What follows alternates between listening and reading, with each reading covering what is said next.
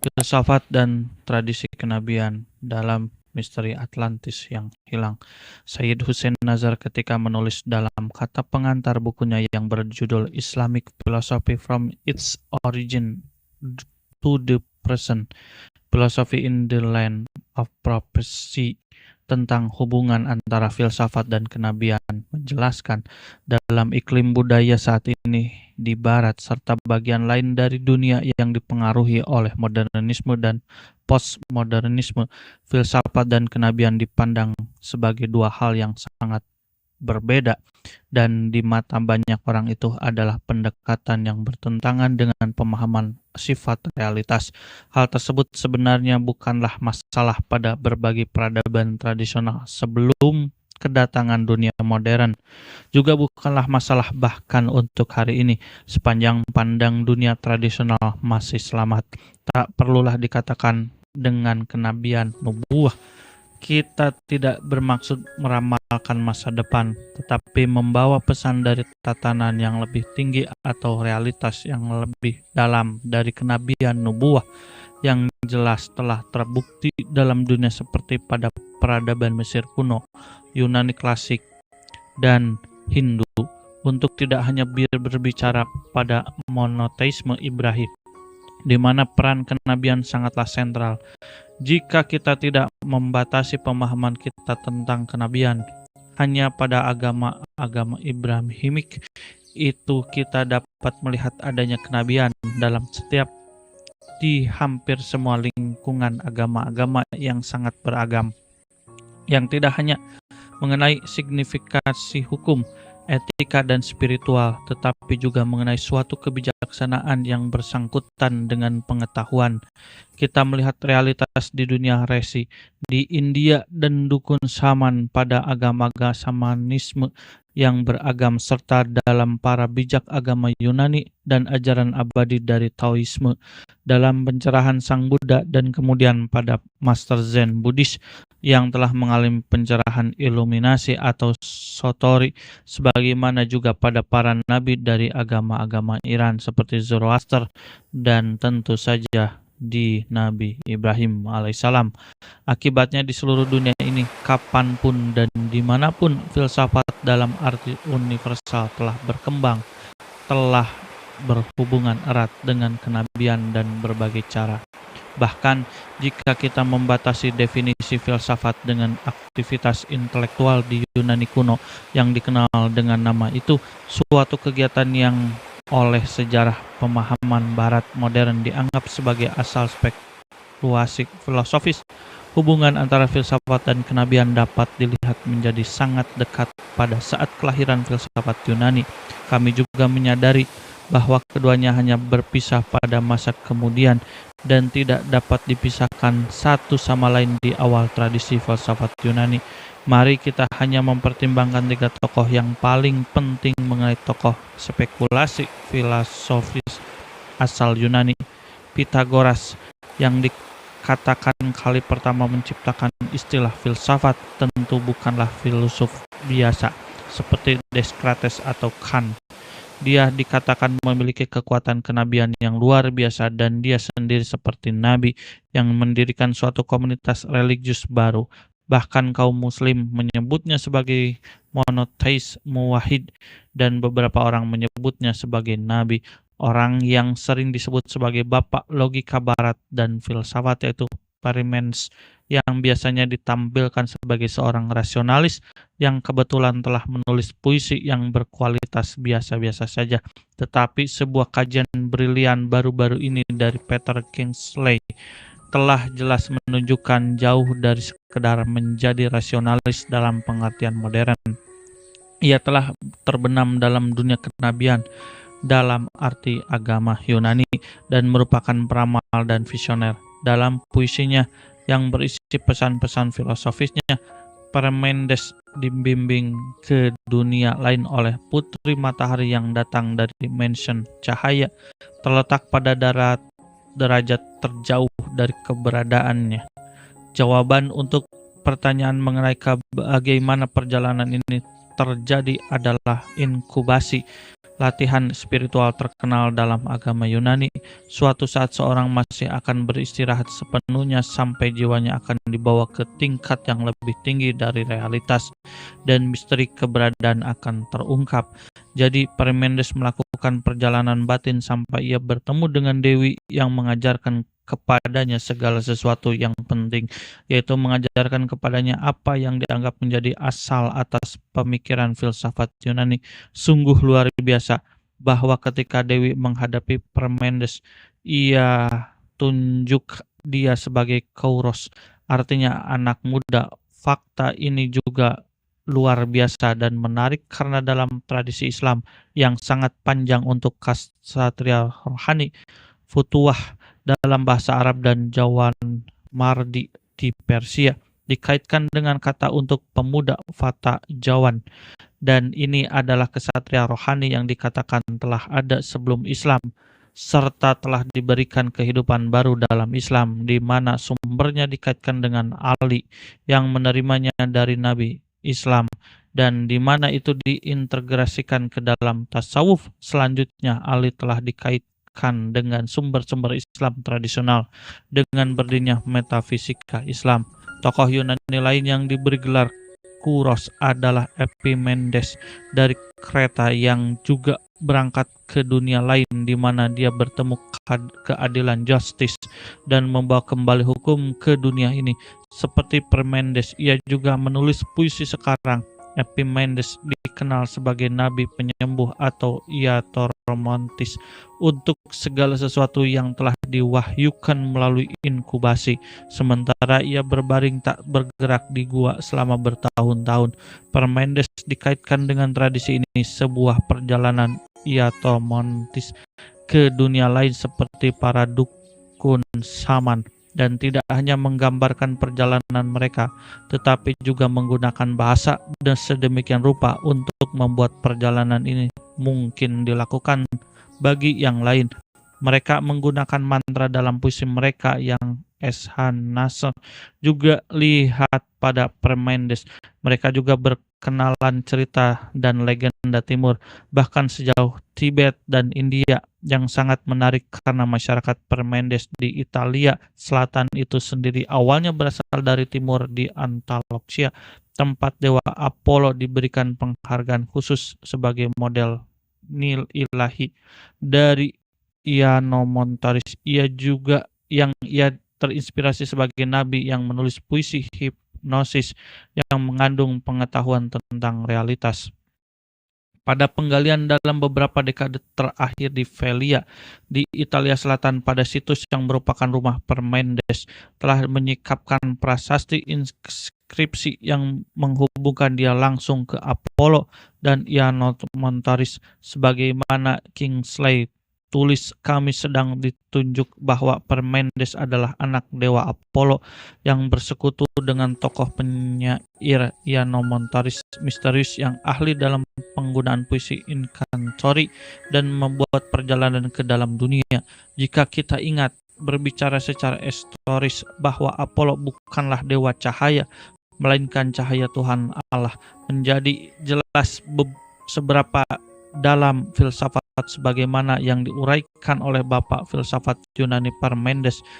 Ini terkait dengan genesis kenabian, bahkan dikandung dalam tradisi agama Abrahamik yang tidak mengabaikan telah memberikan salah satu makna batin kenabian yang kita akan kembali bahas.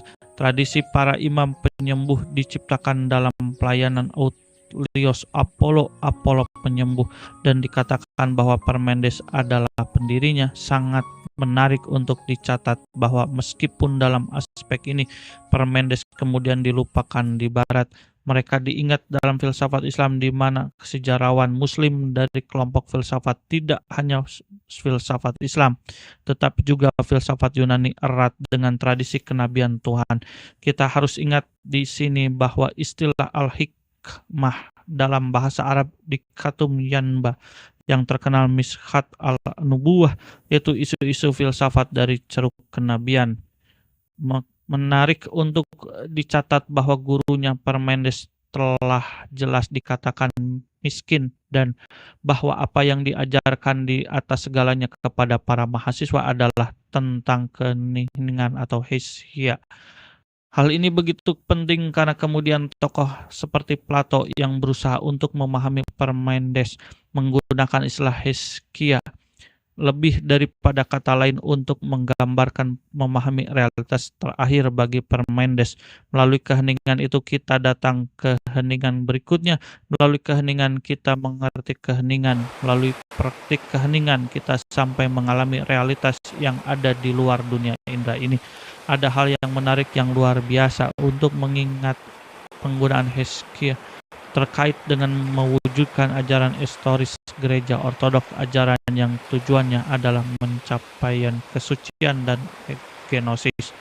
Dalam puisi Parmenides, ia menyatakan secara eksplisit bahwa dia mengambil apa yang telah diajarkan Tuhan dan diperintahkan kembali ke dunia dan menjadi utusannya. Kingsley membuat jelas apa yang dimaksud istilah utusan dalam konteks ini. Ada suatu nama utusan tertentu yang baik menggambarkan bahwa Parmenides menemukan dirinya menjadi nabi. Arti sebenarnya dari nabi tidak ada hubungan dengan kemampuan melihat ke masa depan. Dalam makna asal itu hanya berarti seseorang yang tugasnya adalah untuk berbicara atas nama kekuatan yang maha besar. Dari seseorang atau sesuatu ini fungsi kenabian yang lain. Parmenides mencakup tidak hanya menjadi filosof, penyair, dan tabib penyembuh, tapi juga sebuah pembawa risalah hukum. Hubungan antara Parmenides dan kenabian bagaimanapun tidak hanya terutama konteks sosial, hukum, dan ekstoris, tapi ke dalam memulai dan ekstorik puisinya jika dipahami dengan benar itu sendiri adalah inisiasi ke dunia lain, dan semua tanda bahwa hanya orang bodoh yang memilih untuk melupakannya, bahwa ini adalah teks untuk memulai perjalanan batin itu.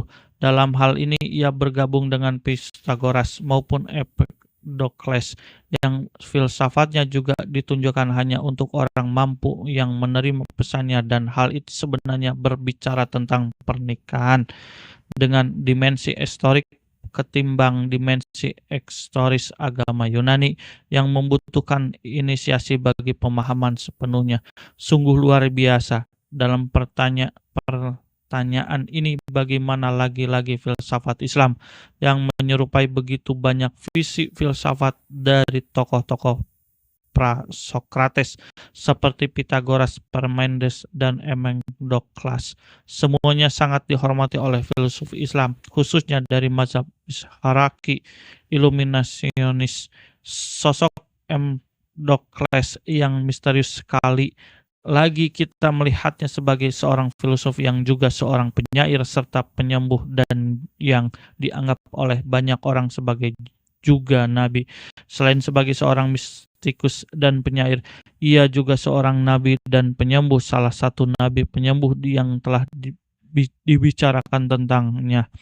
Empedokles juga menulis tentang kosmologi dan ilmu alam seperti fisika, dan bahkan dalam hal domain ini, karya-karya ini tidak ditulis hanya untuk memberikan fakta-fakta tetapi untuk menyelamatkan jiwa, yang sangat mirip dengan kosmologi dari sejumlah filsuf Islam termasuk Suhrawardi dan Ibnu Sina.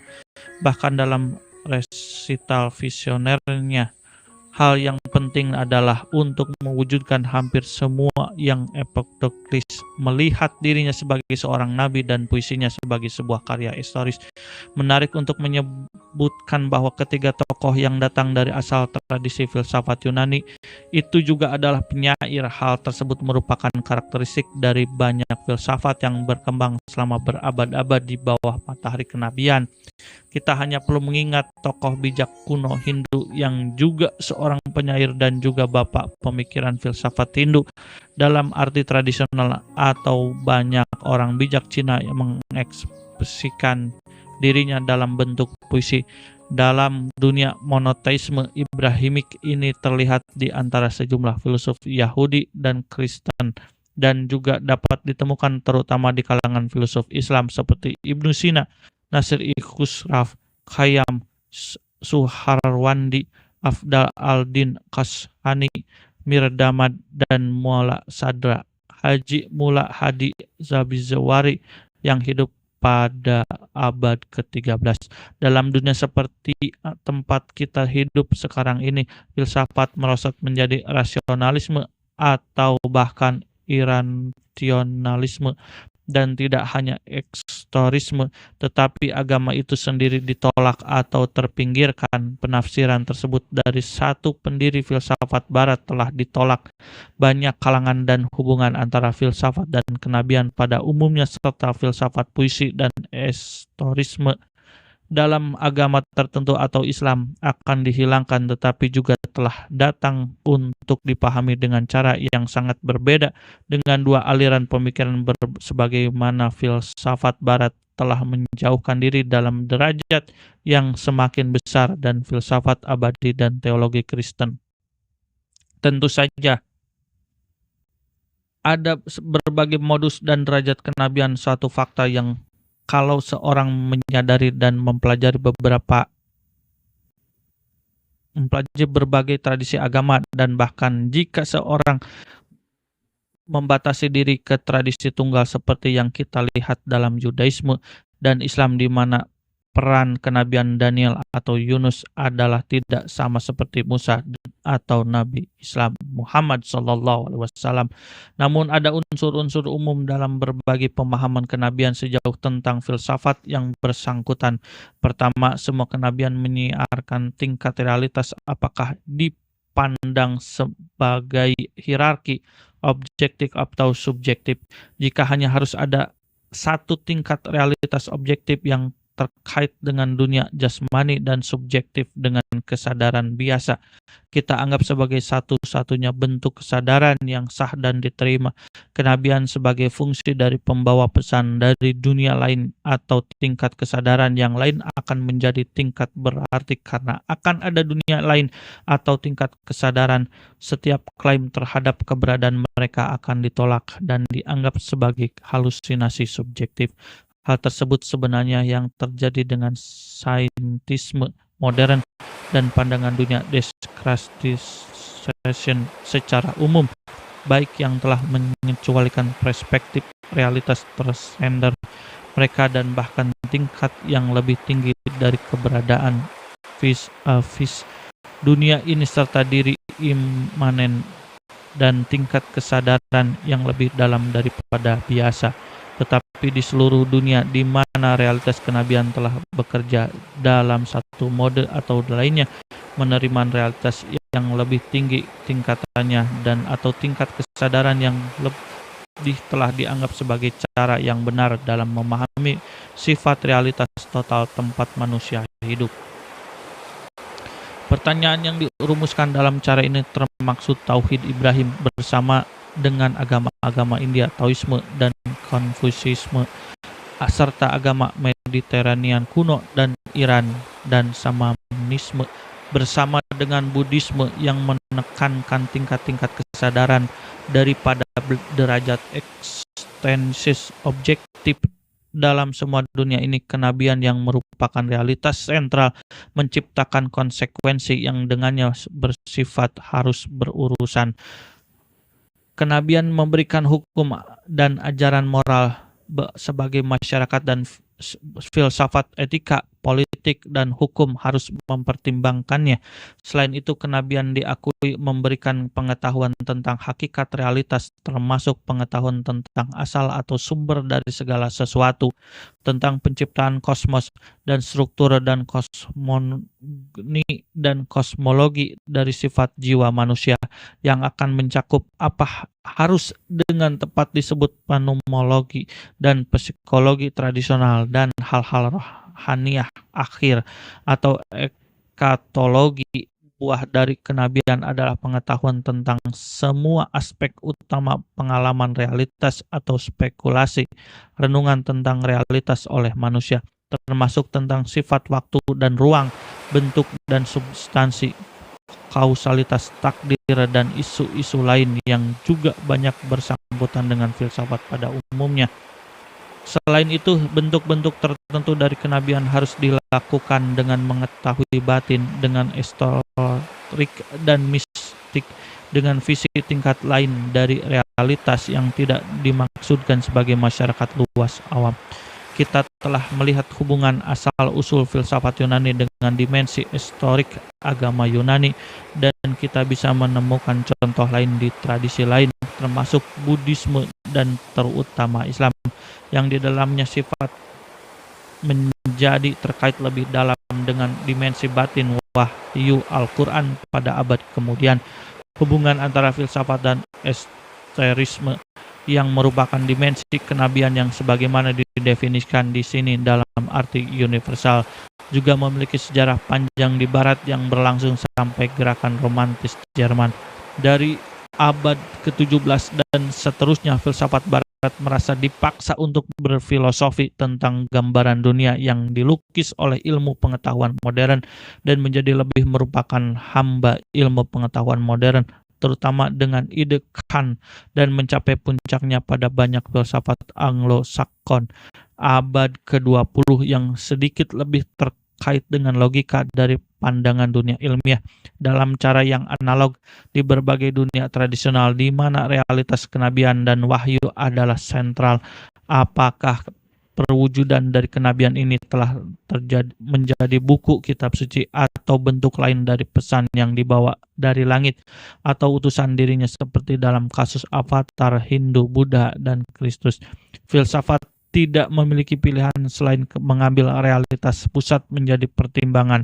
Filsafat harus berfilsafat tentang sesuatu, dan di dunia tradisional di pertanyaan tentang segala sesuatu telah selalu disertakan dengan realitas yang dinyatakan melalui kenabian yang berkisar dalam bentuk berupa iluminasi pencerahan dari resi Hindu dan Buddha, berupa pembicaraan Allah kepada Musa di Gunung Sinai, atau melihat Jibril yang diungkapkan dalam Al-Quran kepada Nabi Islam. Di dunia tradisional tersebut, filsafat tidak hanya merupakan teologi, sebagaimana beberapa orang telah berpendapat seperti itu dalam suatu batasan filosofi.